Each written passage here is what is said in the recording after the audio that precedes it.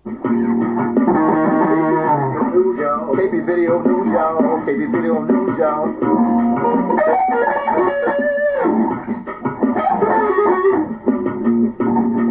said it's KP Video News, y'all. It's KP Video News. KP Video News, y'all. That's right. KP Video News. And I'm going to come to you with this story here. So the night of unrest at protests in 3 states lead to a shooting and arrest. This is a brand new story here. It's just happened overnight. Albuquerque police detained members of New Mexico Civil Guard and armed civilian group tonight. And protests in 3 states Monday night resulted in shooting, arrest, and the closure of one city's downtown. Portland Police Bureau declared a civil disturbance and closed part of downtown. It said after some protesters lit a fire, looted a store, and injured an officer with a large rock.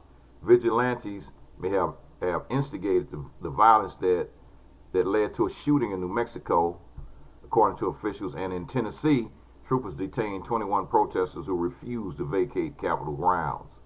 So it says the shooting may have been instigated by vigilantes.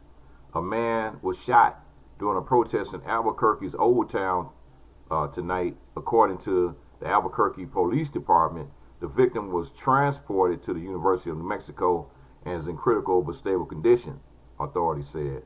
Police detained individuals involved in the shooting after using chemical irritants and flashbangs to protect officers at the scene near the Albuquerque National History Museum. The police chief said he believes that vigilante groups might have been used to instigate violence. We are receiving reports about vigilante groups possibly instigating this violence. If this is true, we'll be holding them accountable to the fullest extent of the law, including federal hate group designation and prosecution, Albuquerque Police Chief Michael Gear said. Albuquerque Mayor Tim Keller said the shooting was a tragic, outrageous, and unacceptable act of violence in a tweet. Hearts go out to the victim, his family, and the witnesses whose lives were needlessly threatened tonight. New Mexico Governor Michelle Grisham said that she is monitoring the situation and praying for the victim. She added that she does not approve of anyone who may have instigated the violence.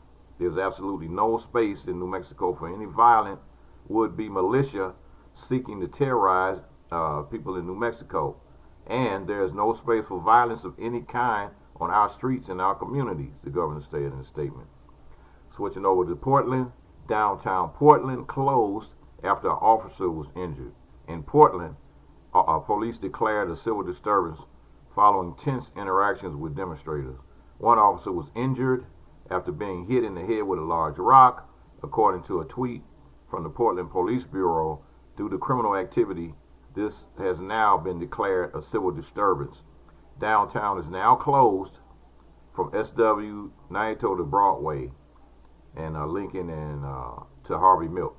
Police tweeted, "Please leave to the north. We are advising crowds to leave now or be subject to arrest or use of force." Police also tweeted that fires have been lit and one store was looted. Protesters were pointing lasers at police officers protecting the Justice Center, according to the sheriff's office. They were also throwing projectiles at law enforcement. We are advising the crowd to stop shaking the fence and throwing projectiles. We are here to protect the people who work in the Justice Center and the adults in the custody who are living inside. Slingshots are launching objects and additional projectiles are being thrown at deputies. Stop throwing items, stop pointing lasers, the sheriff's office said. As a result of the unrest, the police have closed down and made arrests, a tweet from Portland police said. And switching over now to Tennessee.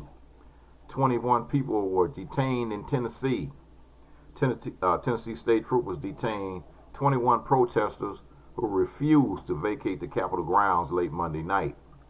The demonstrators were told to leave by 11 p.m. or they would be arrested but refused to leave. After receiving several warnings, the protesters sat down and locked legs and arms, according to THP. The Highway Patrol said 21 protesters were arrested and 19 received citations, and 2 were arrested for public intoxication. So, 21 days later, the protests still go on. It's been 3 weeks. Protesting is still going on, folks. It is still going on. And this is a really bad story here. Real bad story about a veteran missing. This veteran was missing for a month and was found dead in a stairwell at a VA hospital. And the body of a missing veteran was found in the stairwell on the campus of Massachusetts VA hospital 1 month after he was reported missing. The 62-year-old man was found dead in the building on the Bedford Veterans Affairs Hospital campus in Bedford, Massachusetts on Friday by another resident, according to the Middlesex County District Attorney's Office. The man, who was the District Attorney's Office declined the name, was seen at the facility on May 8th and had been reported missing on May 13th. He was found wearing the same clothing he was reported missing in. The DA's office is conducting an investigation into the circumstances of his death. And the man was a resident of the Caritas Communities, a nonprofit dedicated to preventing homelessness. The organization runs a residential facility called Bedford Veterans Quarters in a space it leases in a section of the building on the VA campus. Caritas said in a news release, the organization provides on-site staffing to refer and help residents connect to counseling, medical treatment, employment, and other services at the VA.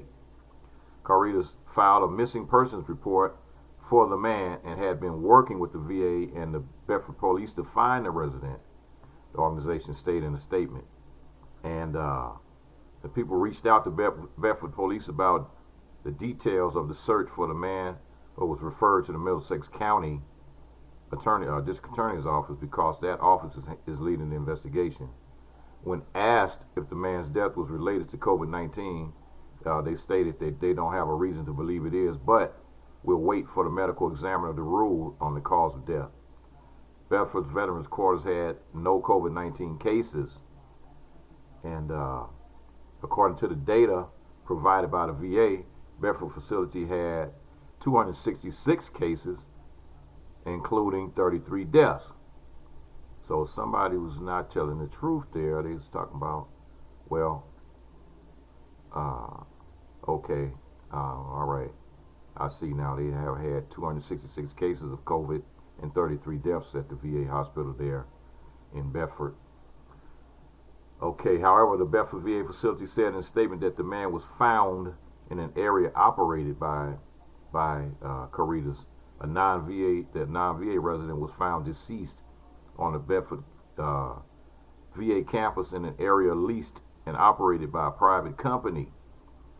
So now they're pointing the fingers at who was in charge of this and who was in charge of that. And that's one of those kind of situations, man. One of those kind of situations. So here we go. This is a good story here. And they had a group of sextuplets. That's when a lady had 6 babies at one time. 6.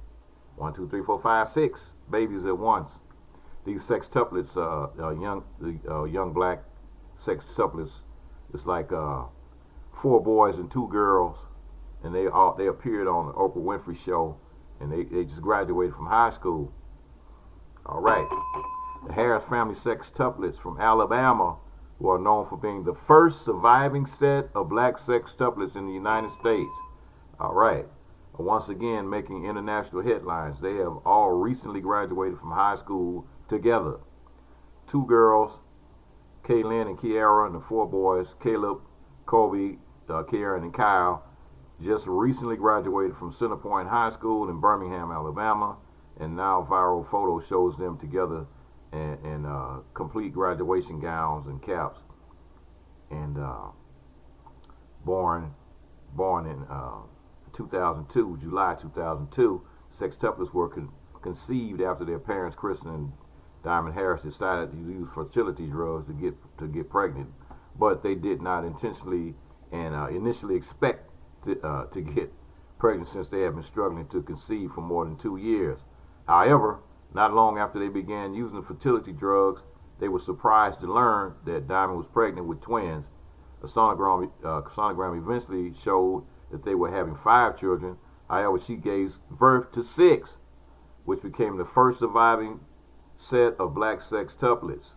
In 2007, they appeared on the Oprah Winfrey Show after becoming a national sensation, and now they are making headlines again as they set out to take on the world as college students. They will, however, be all attending the same colleges.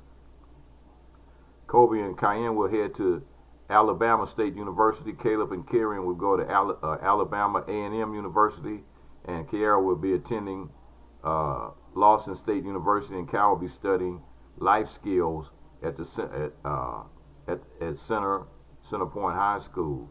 So they all graduated all at the same time, and they all moving on to higher education, and that's a blessing right there, man. It's all 6 of them. All 6 of them are doing their thing, man. It's all good. And congratulations to the Harris family sextuplets from Birmingham, Alabama.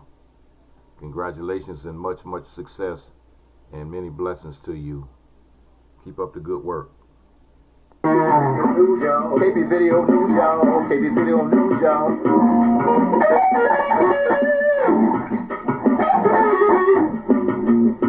Peace.